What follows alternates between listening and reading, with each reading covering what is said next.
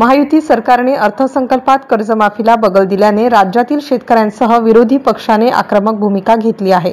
शेतकरी संघटना, काँग्रेस, शिवसेना, उद्धव बाळासाहेब ठाकरे, शरद पवार, राष्ट्रवादी काँग्रेसने राज्यात विविध ठिकाणी आंदोलन मोर्चे आयोजित केले आहेत। त्यातच आता प्रहार जनशक्ती पक्षाचे संस्थापक बच्चू कडू यांच्या मार्गदर्शनात राज्यभरातील आमदारांच्या घरी जाऊन 11 एप्रिल रोजी मशाल पेटवण्याचे आदेश पक्षाच्या जिल्हा प्रमुखांना देण्यात आले होते।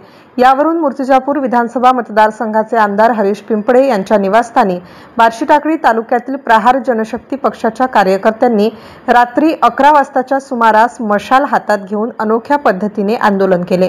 त्यामुळे कर्जमाफीच्या मुद्द्यावरून राजकारण पुन्हा तापण्याची चिन्ह दिसू लागली आहेत। राज्यात प्रतिदिवशी शेतकऱ्यांच्या होत असलेल्या आत्महत्या, शेती मालाला बाजारपेठेत मिळत असलेला हमीभाव हा शेतकऱ्यांना आत्महत्या करण्यास प्रवृत्त करत आहे। त्यामुळे शेतकऱ्यांच्या हमी मालाला योग्य तो भाव मिळावा, विधानसभा निवडणुकीच्या वेळी केलेल्या घोषणाप्रमाणे शेतकऱ्यांचा सातबारा कोरा करून शेतकऱ्यांना कर्जमुक्त करावे, त्याचप्रमाणे दिव्यांग बांधवांना 6,000 रुपये मासिक मानधन देण्यात यावे, अशा विविध शेतकऱ्यांच्या व दिव्यांगांच्या मागण्या घेऊन मूर्तिजापूर येथील आमदार हरीश पिंपळे यांच्या निवासस्थानी बार्शीटाकळी तालुक्यातील प्रहार जनशक्ती पक्षाचे तालुका प्रमुख अक्षय अनिल वैराडे यांच्या मार्गदर्शनात मशाल हाती घेऊन कार्यकर्त्यांनी मध्यरात्री 11 ते 12 वाजताच्या सुमारास अनोख्या पद्धतीने आंदोलन केले। यावेळी आमदार हरीश पिंपळे यांना प्रहार जनशक्ती पक्षाच्या वतीने निवेदन देण्यात आले। यावेळी आमदार हरीश पिंपळे यांच्या निवासस्थानाच्या परिसरात मोठा पोलीस बंदोबस्त लावण्यात आल्याने या परिसराला छावणीचे स्वरूप प्राप्त झाले होते। MCN news मराठीकरिता cameraman Narendra Wadhwankar सह धनराज सपकाळ, मूर्तिजापूर। आज काय सांगाल, आज अनोख्या प्रकारे आपण आंदोलन केलेलं आहे शेतकऱ्यांच्या हितार्थ, काय नेमके आपले? आज आम्ही प्रहार जनशक्ती पक्षामार्फत आंदोलन केले की शेतकऱ्यांना कर्जमाफी झालीच पाहिजे। आजची कंडिशन अशी आहे, शेतकरी दिवसाला राज्यामध्ये आपल्या 7 लोक आत्महत्या करतात, आपले शेतकरी बांधव, त्यामध्ये आम्ही सुद्धा आहे। आज उद्या आमच्यावर सुद्धा वेळ अशी येऊ शकते।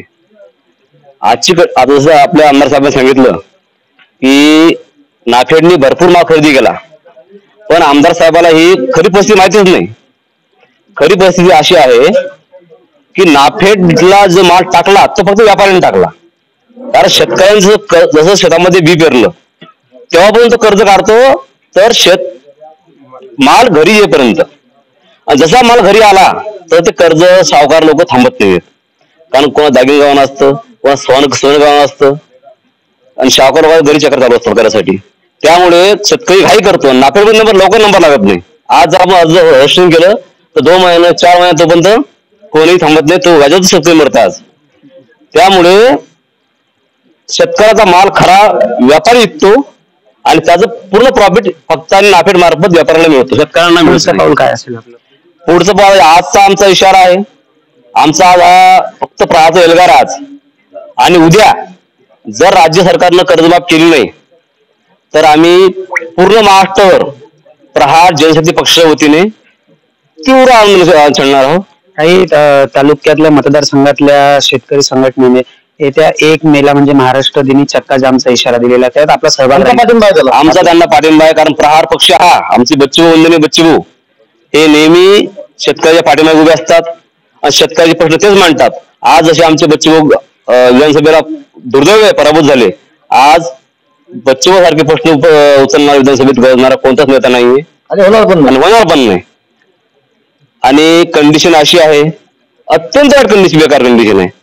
आणि त्यांना आम्ही जे शेतकरी समितीचे आंदोलन चक्काजाम आंदोलन केलं होतं, त्यांना आमचा जाहीर पाठिंबा राहील आणि त्यांच्या उतून पुढे त्यांना आम्ही नेहमी सपोर्ट सहकार्य करीन।